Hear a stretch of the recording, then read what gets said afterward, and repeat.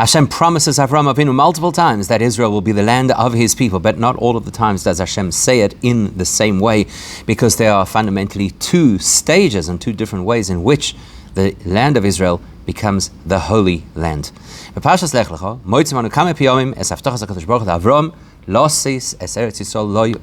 multiple times in our parasha where Hashem promises Israel to Avram and his descendants. Let's look at the different places.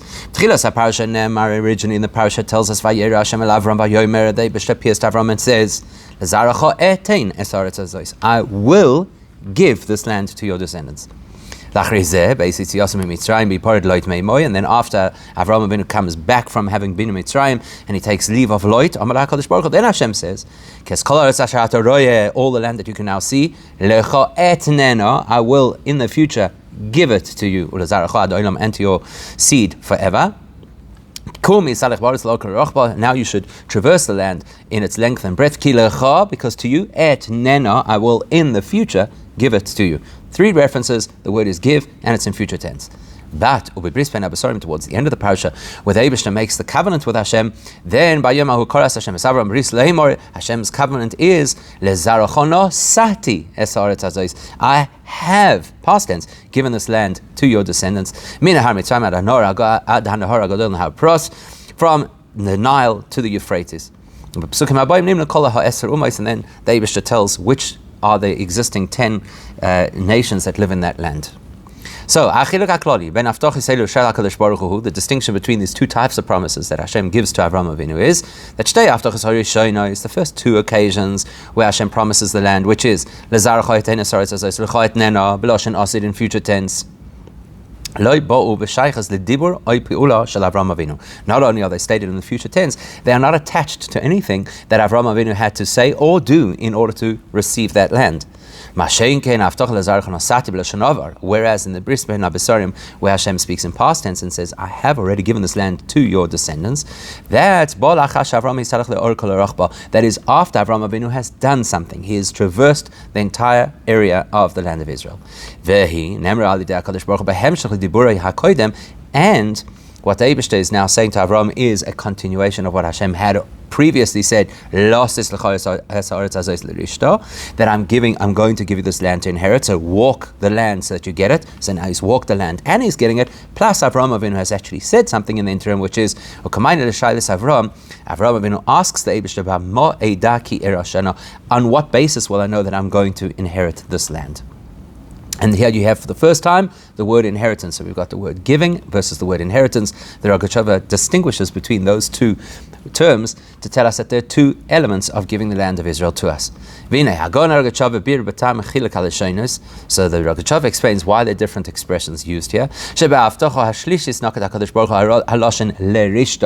only by the Bris Ben Abisarim, the third time that the Eibishter promises Avram the land, then he says to inherit. Even Avraham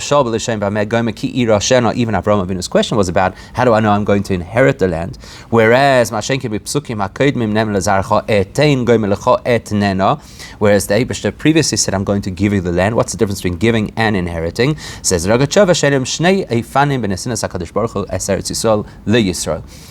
formats, two legal processes that the Eibishter used to give us Israel. One is begeder matana, as a gift. That's expressed in the future tense words lecha etein or lecha etnena. Begeder Yerusha, or as an inheritance, which is in the pasuk in the lashon lerishta. Or Vichlalo says the Rogatchover further than that. Not only are these two methodologies or two legal processes by which we get the land, but they actually happen at two different periods in history. It's the distinction between when Jews originally took Canaan under Yeshua's direction and when they returned to their homeland under Ezra. When it comes to the first time Yeshua took the land of Israel, that was a gift from Hashem, which the Rogatchover explains is Geder Nekuda. It's like everything at once in a single, so to speak, dot. Kol Eretz Yisrael, the whole land at once, or miktas lo klum, and only having part of the land wouldn't actually count as a gift, because that's how gifts work. You give a person the entire gift, you don't only give them part of the gift. Whereas the second time when the Jews returned with Ezra, it was like they had inherited the land, and therefore v'gam miktas, it could even apply even if they did not get the entire land back. And that distinction between the gift versus the inheritance will help us understand the difference in language and the nature of the proposal of how Hashem promises the land to Avram originally, and then how he promises at the time of the Bris Ben Absarim. Let's understand what happened. Why did the Jews have to come back to the land under Ezra? Because they had been expelled from the land due to their poor behavior. That is merumas b'avtocha be'iskris sabris l'zarachon osati. That is something that the Eibishter already alludes to when he makes the bris ben habasarim with Avram Avinu and says this land is previously already yours. Sheba ke'nak k'nesa ashniya la'achei she'nas Avram b'mo edah gemeki iroshena. So why does the Eibishter give him this promise? Because he had asked the question, how do I know the land is going to be mine? Gemara tells us that for somebody of the caliber of Avram Avinu to question, how do I know that your promise is going to come true, was considered a slight on his part, and therefore that's similar to mipnei chatoinu, to us misbehaving and having to leave the land of Israel. In fact, you can actually see it in the nature of the Bris Ben Habasarim, that amongst other things, the Eibishter informed Avram Avinu about the concept of Golus. That your children are going to, you need to know that your children are going to be foreigners in a foreign land, which refers to Golus Mitzrayim, the first of all Golios in Egypt, which incorporates and also alludes to the Golus of Bavel, the destruction of the first Beis Hamikdash, which is particularly relevant to our conversation, because then the Jews had to come back to Eretz Yisrael. So that's the whole point of the second giving of Israel, and of course the other Golios that follow. So now let's contrast the return of Jews to their homeland under Ezra to the original conquest by Yehoshua, which happened the first time we as a nation ever entered Israel. That's what was alluded to in the first two promises that Hashem made to Avram Avinu. It's not a response. Here the Eibishter is not answering a request that Avram Avinu had made. It's the Eibishter's initiative. Just like the Eibishter told us to take the land for the first time of, so to speak, his initiative. Likewise, another point about this, the fact that the Eibishter says, I have previously already given this land to your descendants, we pointed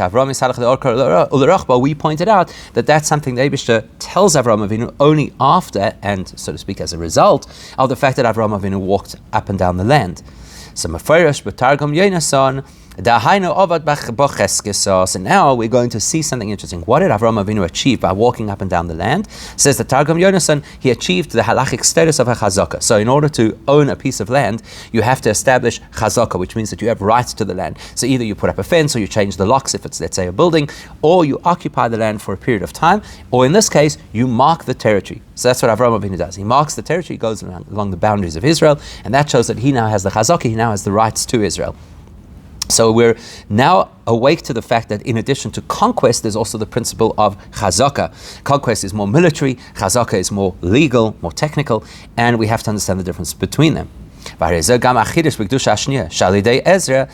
concept of chazaka, which happens before the Bris Ben Habasarim, and therefore before Hashem promises that Avram Avinu is going to have the land and for his descendants like a Yerusha.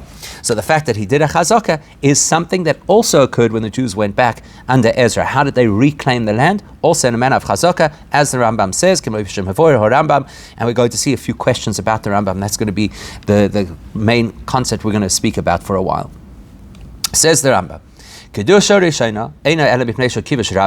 the way that the land became holy originally is because the mass of Jewish people conquered the land.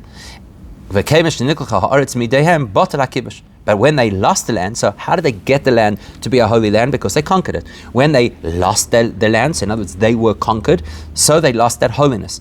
And those mitzvahs that are specific to Israel no longer applied in the land of Israel during the Babylonian exile. So there's no Shemitah, no Trumas, etc. Because for that period of time, it was no longer considered the holy land of Israel. And then when Ezra returned with his people and they re-sanctified the land, that time they didn't conquer the land, they did it with a legal transaction of retaking ownership of the land and showing the world that they now had the legal rights to the land.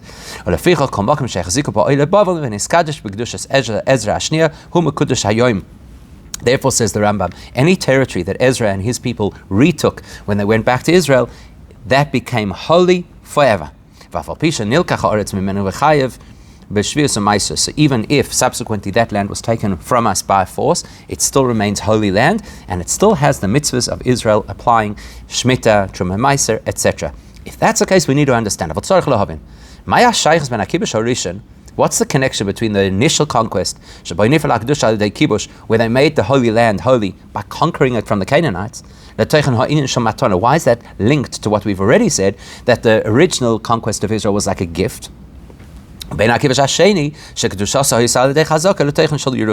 what is it about Ezra's retaking the land in this legal manner of, we now own the land, we've staked our claim? Why is that considered similar to a Yerusha, to an inheritance?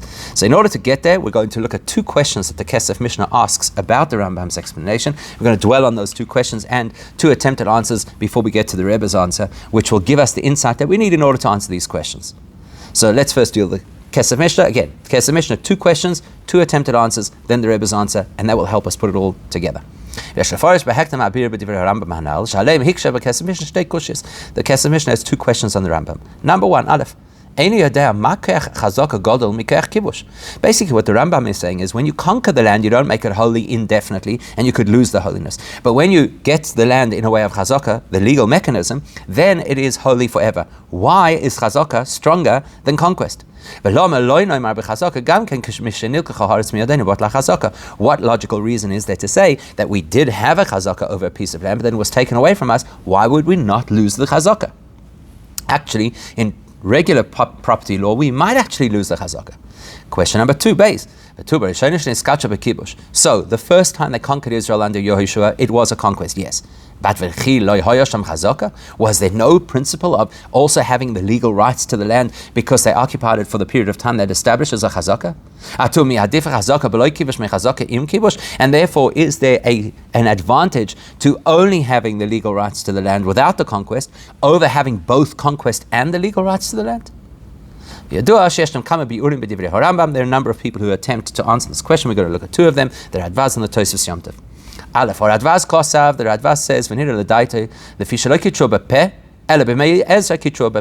so the distinction that Radvaz wants to make is that when Yehoshua conquered the land, he didn't verbalize that this is our land, whereas when Ezra came back, he did verbalize this is our land. And so therefore, it's a much stronger claim and a more enduring claim when you actually verbalize that this is our land. The only thing is, we don't actually have a classical Tanakh source for the fact that they verbalized that this is our land under Ezra. But besides that, the Rambam says nothing that even remotely hints at this being part of the conversation. In fact, to the contrary, what does the Rambam say clearly? The reason that the second time they sanctified Israel, it was forever, is he doesn't say that it's because they said anything. He says clearly, why did it become a lasting ownership? Because of chazaka. As opposed to the first time where they only conquered the land through brute force. So in other words, the Rambam doesn't indicate in any way that verbalizing our rights to the land makes a difference to our enduring claim on the land. So the Radvaz unfortunately doesn't clarify this. Now for us, let's look at the Tosfos Yom Tov. Base, but Tosfos Yom Tov is Kutzes Kesef Mishnah. Tosfos Yom Tov says as follows: the Rambam's opinion is that if we conquer the land of Israel and then another nation conquers us, that neutralizes our claim to the land. Whereas our legal claim to the land using regular property laws of chazaka, how do we get to have that chazaka? That's because the king of Persia, who actually had jurisdiction over the land at that time, authorized us to be able to get the land. So therefore, basically, if we conquer something, we could lose it to conquest. If we're given something with goodwill from the people who had rights to that land, well, in that case, somebody's belligerent conquest can't take that away from us. That's how the Tosfos Yom Tov explains it. But it doesn't seem to fully answer the two questions raised by the Kesef Mishnah. Number one, the first question, which was that if you have a look, why would you think chazaka is stronger than kibush? Let's go with the Tosfos Yom Tov's argument, which is we conquered the land and then non-Jewish people conquered it from us, so their conquest overrides ours. Why would that be any different if the way we got to own the land was through the legal process of chazaka? Still, they conquered us. Surely that's what counts. Surely the fact that people came in with their armies and they overran us and they took our land. What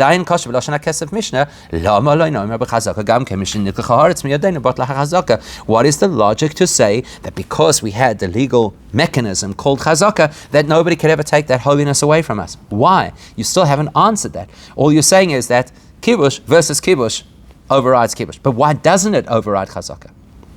Likewise, the Kesef Mishnah's second question still stands, which is, surely there was chazaka also at the time of Yehoshua. And even in a certain element, a certain area of Israel, not only did the Jews have chazaka, but they had areas of land that were given to them with the goodwill of the people who were currently living there. We see that the Givonim, which was a particular tribe that lived in that area, they actually gave their cities to the Jewish people. And still the Rambam makes no distinction between, well, this part of the land could be conquered by other people because it was only taken through conquest, but that part of the land we had a chazaka with a full buy-in of the locals, and therefore they shouldn't be able to take it away from us. He doesn't say that at all. Rather, he makes a broad-based statement that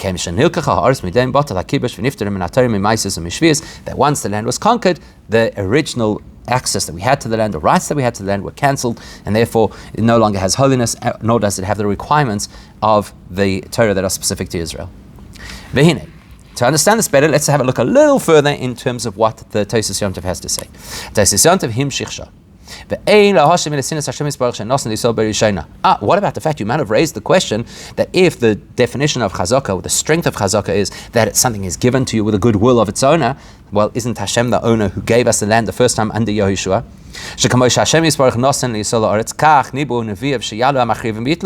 Because what you'll answer is, you'll answer, yes, Hashem gave us the land, but He also gave us Nevi'im who promised that the time would come where we would lose the land again to conquerors. As well as our Nevi'im also promised that there would be a Persian king who happened to be Koresh who would give us the land back. So sounds like the Tosfos Yom Tov is saying if there's a nevuah to support an army taking our land from us, then they really could take it from us. But when the Romans came along and they took the land from us, there was no specific direct nevuah saying that they had the rights to do so. And therefore they actually did not have the right to take the land from us. And we apply the principle, which is you cannot actually steal land from a person. The land is still ours, it still has the Kedusha of Eretz Yisrael, and it's because they don't have the backing of the Nevi'im. Beautiful explanation, except it's actually a difficult explanation to fit with the Rambam, because whichever way you look at it, there's a logical flaw. Let's go with the thought that if people conquer our land, that removes our ownership over the land. In other words, it's a proper legal means of taking land. Then what's the difference if there was a prophecy foretelling it or not? Either it's a legal process or it isn't. The actual kinyan took place, that's what counts. And if the message is that if a person is non-Jewish trying to take the land of Israel, they cannot acquire it through war, and therefore if they don't have the rights to take it by war, and therefore if they don't have a prophecy to support them, then it would be completely inappropriate for them to claim this land as theirs. Then there actually is no principle of conquest through war. There's only a principle of conquest through prophecy. And therefore you'd say there's special dispensation to Nebuchadnezzar to be able to take the land, special dispensation to Koresh to be able to give us back the land, only because there was a nevuah about them. That doesn't fit with the Rambam. The Rambam never said a word about such a thing. The Rambam says that the difference is that the first time the Jews got the land, it was through conquest, and the second time the Jews got the land, it was through the legal process of chazaka, and that's it. Whereas the Tosfos Yontav is suggesting that actually how we got the land is not the issue at hand, but it's how the non-Jews got to take it from us that's the issue at hand. And therefore, in Golus Bavel, because they were endorsed by a prophecy, they could actually remove the inherent kedusha of the land. Regardless of how, it would sound like, regardless of how we got to have the land. Because the Tosfos Yontav is arguing that Nebuchadnezzar's conquest was justified. Whereas after Ezra and the Jews had returned to Israel, and then it was taken from them again, that was not endorsed by Nevuah, and therefore was not appropriate. And therefore didn't have the power to steal away the holiness from the land. And actually then it wouldn't make a difference how we got the land in the first place. It would just be that they didn't have the right to take it, and so therefore they can't remove the holiness from it. In other words, the Rambam is positioning it that how we got to the land makes the distinction of whether the Kedusha lasts or not, and the Tosfos Yontav is positioning it that how the nations took the land from us is what will determine whether or not it has a lasting Kedusha. So the Tosfos Yontav doesn't really solve for the Rambam. Okay, let's go back to the Kesef Mishnah's second question. That yes, it's true that there was also chazaka at the time of Yehoshua, and the Kesef Mishnah says surely the chazaka that accompanied Yehoshua's military conquest should count for something. Why are we completely ignoring it? So we could answer, as some of the commentators on the Rambam do, yes, it is true that after they conquered through military means the land of Israel, they took ownership of it using the property laws of chazaka.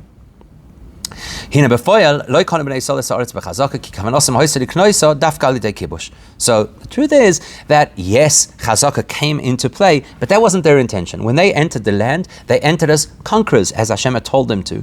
And so therefore their intention was to take the land through conquest. The fact that there's also a legal mechanism that hits after a period of time doesn't make a difference, because that's not what they intended. And therefore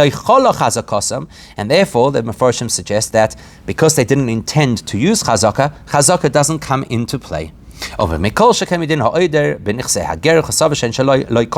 Like the Gemara tells the halacha, that if a person invests or works using property that belongs to a ger, thinking that the property belongs to the person, ultimately misguided thought doesn't allow a person to have access, doesn't allow a person to acquire, and so over here they have misguided thoughts. Surely that should derail their capacity to be able to acquire the land. Sounds like a nice explanation. First thing we have to ask is this actually a logical argument in context of what we're talking about? Because if you actually think about it, the Jews going into Israel, their intention is to take the land. Are we going to now start splitting hairs if they had in mind the correct methodology to take the land? Their intention is to acquire the land. And therefore, if your intention is to acquire the land, it works, regardless of which kind of intention or method you want to use. Especially considering that this is an acquisition which is endorsed by the Torah, and it follows the laws of the Torah. But besides that, besides that, it's difficult to use this explanation because let's go back to the story of the Givonim who happily handed over their land to the Jewish people. There was no war. They were happy to give their land. So surely in those cities that belonged to the Givonim, the Jews should have had rights to the land through the mechanism of chazaka, and therefore the holiness in those territories should be indefinite. And therefore, the Rebbe says all of the commentary that we have looked at until now is focusing on the wrong part of this conversation. We have to distinguish between the legal rights to ownership of the land, which is one conversation, and a more spiritual conversation, which is how do you get that land to become holy? That's where there's a difference between the first and the second time the Jews came into Israel. So here's the explanation. Two things changed when Hashem gave us the land. The first is A transaction. Who owns Israel changed. Previously was the Canaanites who owned that territory. Now it was going to be the Jews owning the territory. Secondly, outside of the technical legal framework, Kedusha Sa'aretz is the question of, is the land holy, and is it holy in the long run? So, Ha'inin Arishan, the first question as to on what basis or at which point did we get to be the owners of Israel? Balus Yisrael al Eretz Yisrael. That is something that firstly is a gift. A gift from Hashem to Avram Avinu, as described in this week's parasha. Yerushalmi in Chala says, the fact that Hashem said, I have already given the land to your descendants, which tells us it's not a promise, rather it's a statement of fact. This has already happened. The land is already yours. You already have the ownership. Meaning from that point on, many generations before the Jews would physically conquer the land, the land is already ours, and it's already our eternal heritage. That is in terms of ownership. You even see a practical legal application of this with Tzlafchad and his family.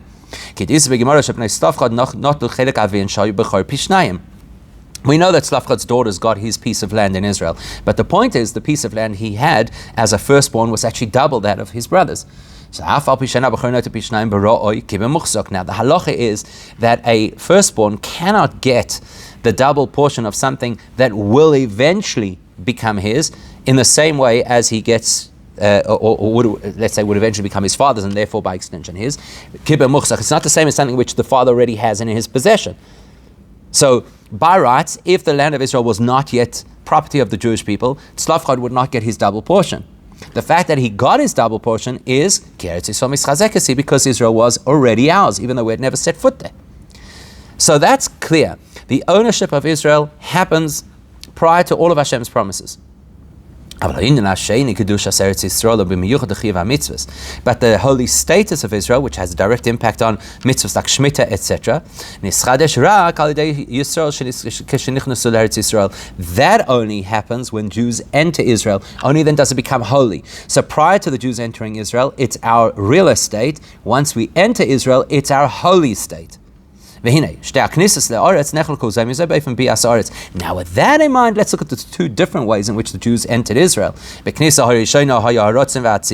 first time that they entered Israel under Yehoshua, there were clear instructions which were chalutzim tavru, that you've got to go as the A God, and Reuven, Gad, and half of Menashe had to come armed to the teeth to lead it. And the instruction was to conquer the land. Meaning, the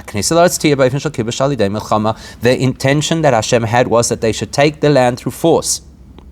Therefore, if the land only becomes holy once we enter it, if the means of entering it has to be through force, then the only way or the time at which the land becomes holy is through force. That's how the land becomes holy. And therefore, if the instruction from Hashem is to conquer the land, the fact that there might be a legal mechanism called chazaka that allows us ownership of the land, it has no bearing on how the land becomes holy. Even in those territories of the Givonim that were given to us on a silver platter. The way that a land which is unholy becomes holy is because Hashem tells us that that's what's going to happen, and therefore we have to follow His instructions in order to achieve it. And therefore chazaka, which was not part of the instruction that Hashem gave us on how to take the land at that point, therefore that mechanism cannot bring holiness to the land. Because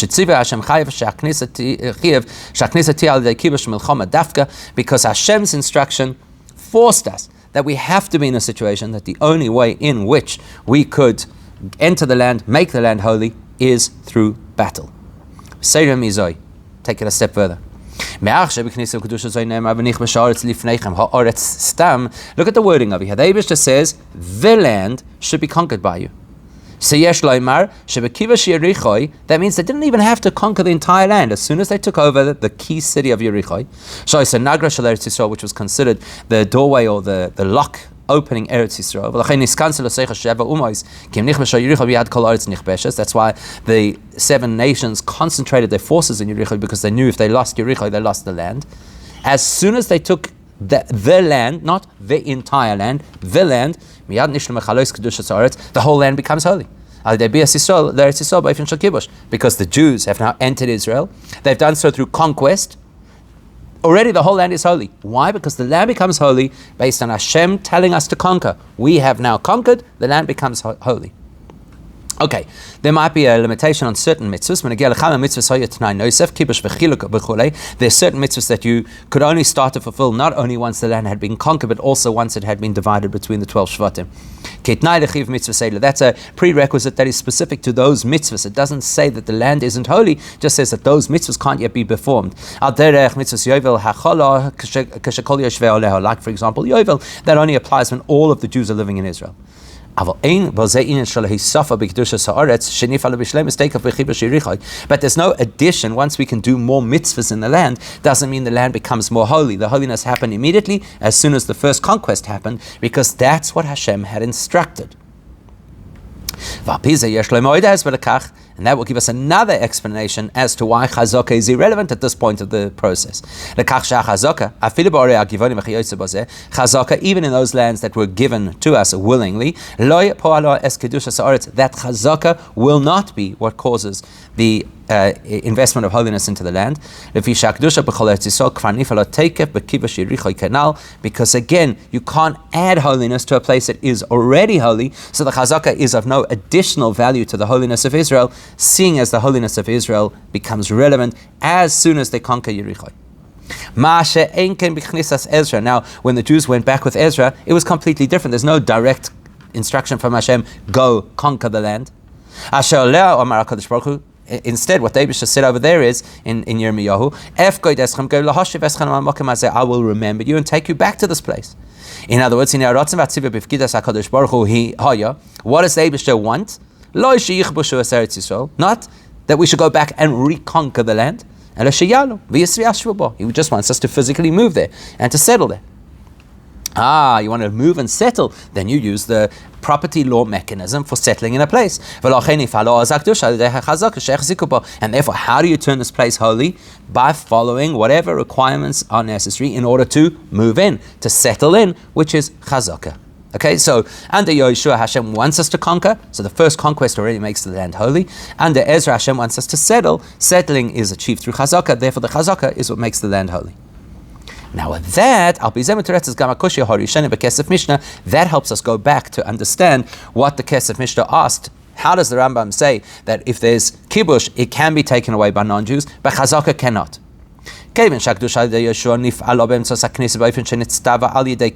Let's remember, how did the land become holy under Yoshua? Because he followed the protocol that Hashem had instructed, which was conquer the land. So conquest creates, in other words, having the strength and control over the land creates the holiness. The nature of kibush is you taking something from somebody else against their will. In other words, the Torah is recognizing that those nations currently living in Israel, before we get there, actually have rights to the Israel and to the land, and that's why we have to take it. And therefore the only way we can turn this land holy is we have to overcome those people who are living there, and that's achieved through kibush, through conquest. And therefore, if another nation takes the land from us and we no longer have that authority, well, then we no longer have that right to right to holiness. So if the way it became holy was through conquest, and we are now no longer conquerors, we are the conquered, there goes the holiness. Whereas the second time when the Jews returned under Ezra, the Rambam tells us, there the way that they conquered the land was through chazaka, not through force. What chazaka indicates is not just that I'm strong enough to keep the people who own this place away, or I'm strong enough to hold on to the property for myself. Chazaka means I have rights to this property. It's actually mine. Chazaka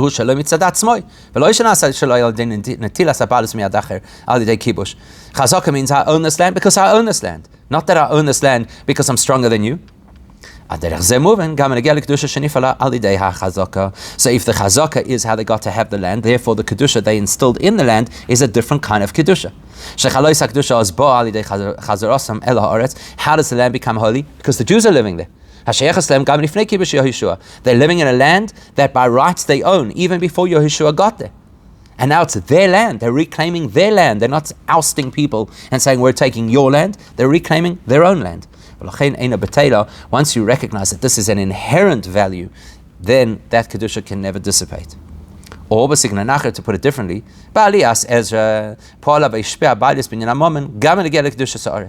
fact that they had the financial or the legal rights to Israel, that impacted the holiness that they invested in Israel. So therefore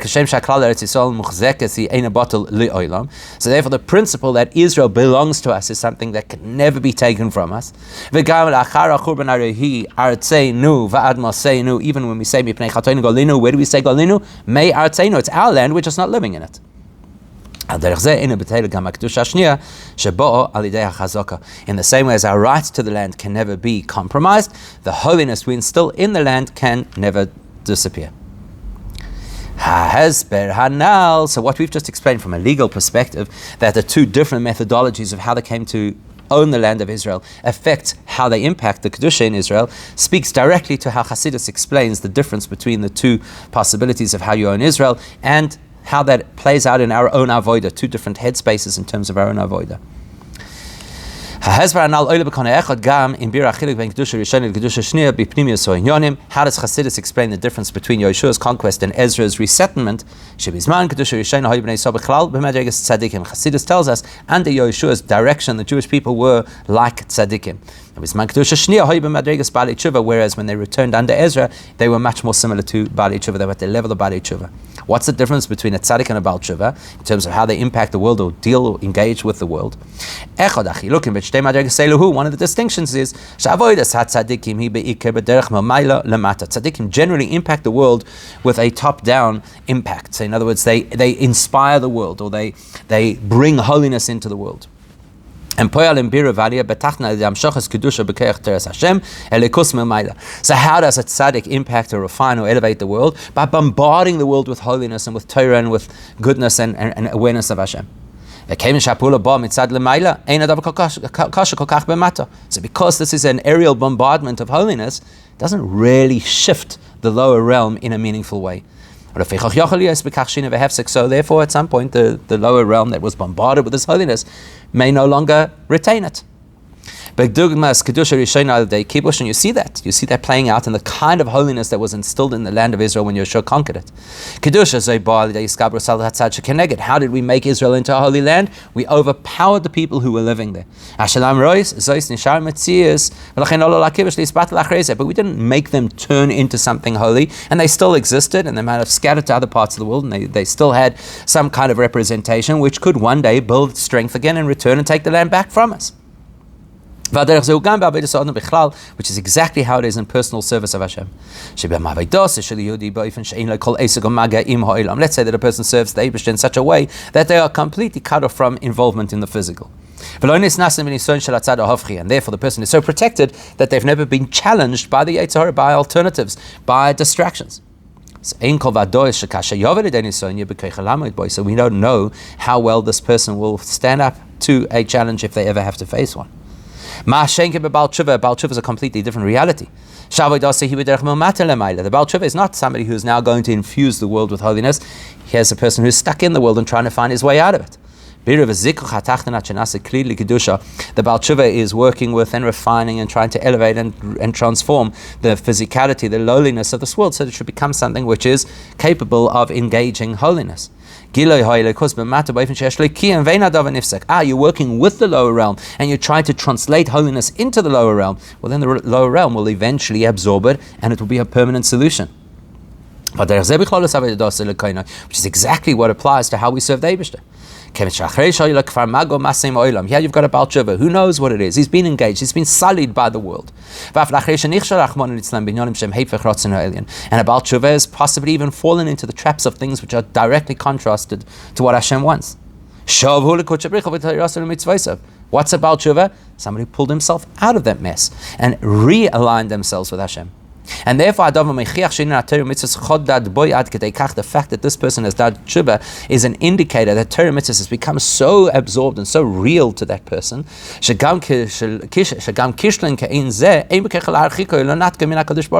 that even the fact that that person had failed and had transgressed is no longer an impediment. The person still has a connection to Hashem. That's the greatness of the Baal Tshuva. The Baal Tshuva has faced the test head on and is now coming back from the test stronger. Which means that this person has a connection to the Eibishter which is consistent and unlimited. So that's exactly what happened when they made the Eretz Yisrael holy again under Ezra. How did they come to have the land through Chazaka, through the process of taking real ownership of the land?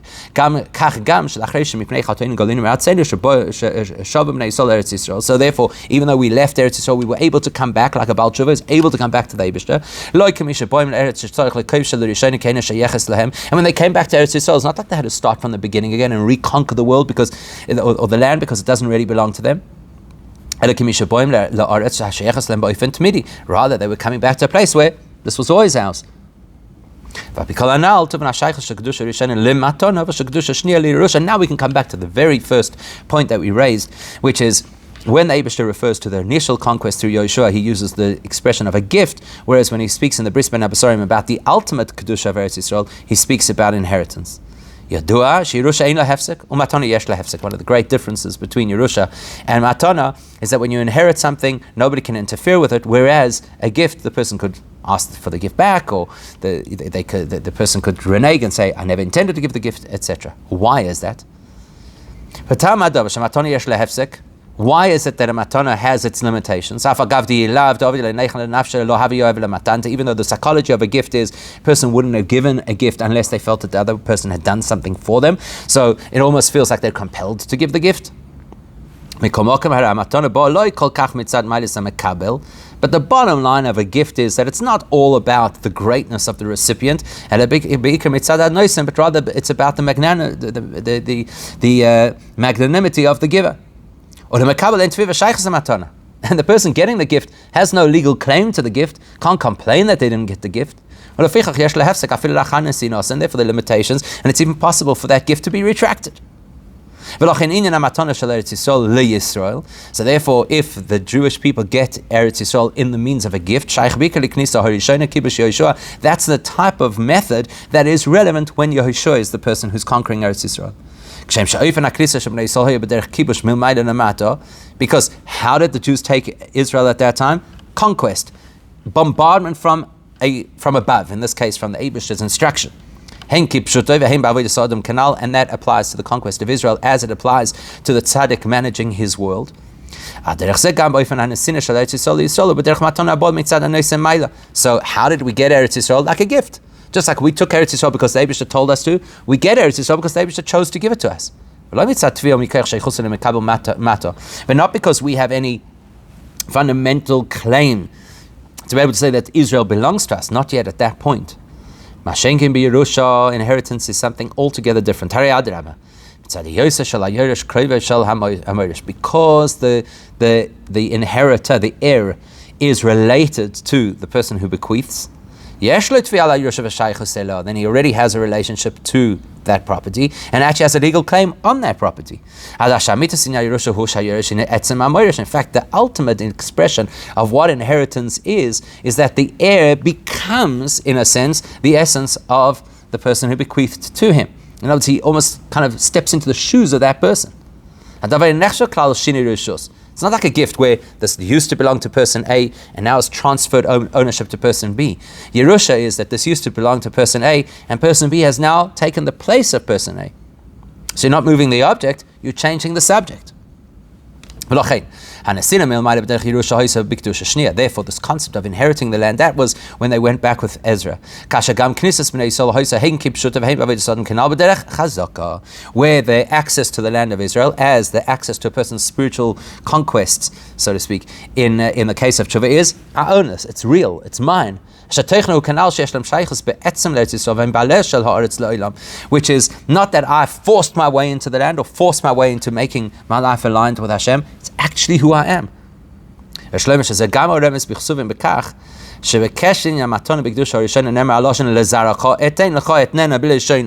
that's why when Hashem uses the expression of gifting, which refers to the first conquest of Israel, it's all future tense. In other words, it's something that David is going to give you. Whereas by the Bris Ben Abasarim, where he is now referring to the second taking of Israel under Ezra, there it is past tense. Why? Because it's already yours. You're claiming something that actually belongs to you. Let's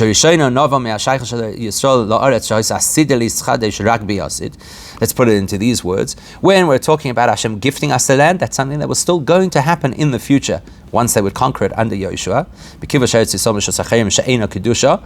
So they're going to take a land that isn't holy and conquer it to make it holy. Whereas the second time that they took the land of Israel, it was they're not taking the land, they're actually they're expressing the fact that the land is already ours. Much like the heir doesn't take the inheritance, he just reveals the fact that that property is already his. Because the Eibishter already gave Eretz Yisrael to our forefathers, we now inherit the land, and we don't actually have to do anything in order to get it, other than, of course, to go live there to enjoy it. But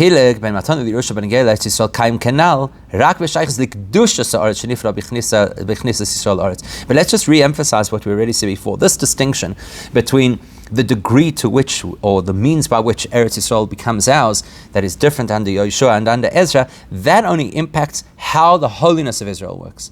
That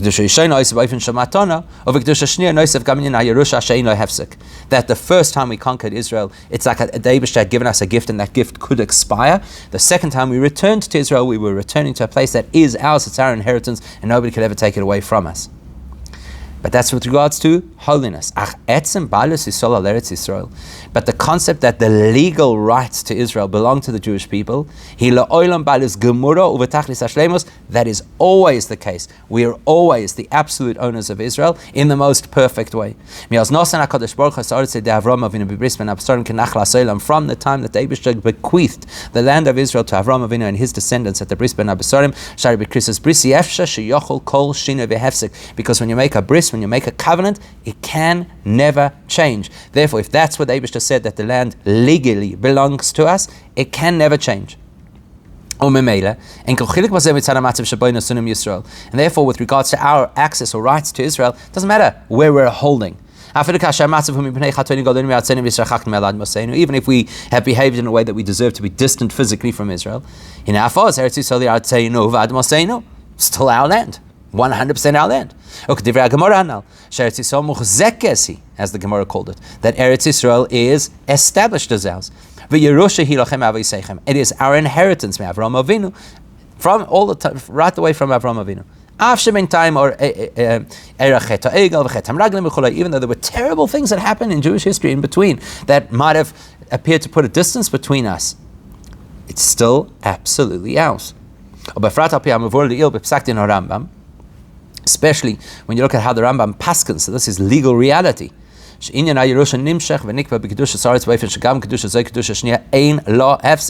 Rambam says clearly that the law is the holiness instilled in Israel when the Jews went back under Ezra can never pause. It is a holiness that was sanctified all the way till the time of Mashiach.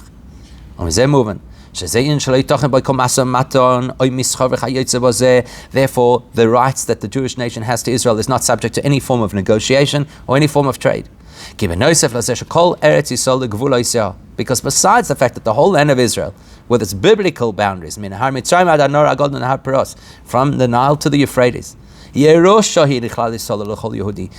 the inheritance of the general Jewish people and of every single Jew. Therefore, no individual has the rights to compromise and certainly not to surrender any piece of the land. And therefore, if anybody were to suggest that we should give away a tiny piece of Israel, it's directly against what Hashem wants. As Rashi says in the first commentary on the book of Bereshis, that it was the Eibishter's choice to give us this land, and therefore we dare not contravene that choice. When we stand with absolute confidence and firmness in this position. Not because we think we are great and powerful people and therefore have the rights to control the land. But because it's the eternal heritage that the eternal God gave to his eternal people. If we say that with confidence, then we will successfully convey that message. And will so successfully convey the message that we'll see the fulfillment of the prophecy that the nations of the world, their leaders, will come to assist us. That the nations of the world will assist us to be able to fulfill what Hashem wants from us, and especially even in the time of Golus, that the nations of the world will support us in our rights to Israel. And that will hasten the coming of Mashiach. Then the entire Israel, even the original promised territory which we have never yet owned, the land of the Keni, Kniz, and Kadmoni, will become the land of Israel under our jurisdiction. And then the Eibishter will convert all of the nations of the world to call out to the one true God, and that should happen literally now.